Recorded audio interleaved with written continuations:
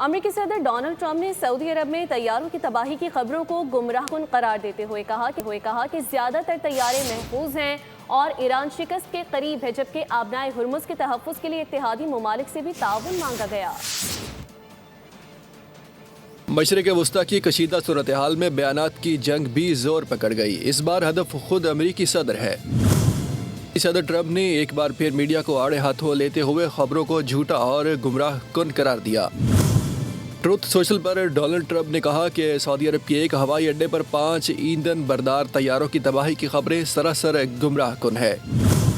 ان کے مطابق چند روز قبل ایک اڈے کو ضرور نشانہ بنایا گیا، لیکن طیاروں کو نہ تباہ کیا گیا اور نہ ہی ایسا بڑا نقصان ہوا جیسا بتایا جا رہا ہے۔ امریکی صدر کے مطابق 5 میں سے 4 طیارے مکمل طور پر محفوظ اور فعال ہیں، جبکہ ایک طیارے کو کچھ نقصان پہنچا ہے، مگر وہ بھی جلد دوبارہ پرواز کے قابل ہو جائے گا۔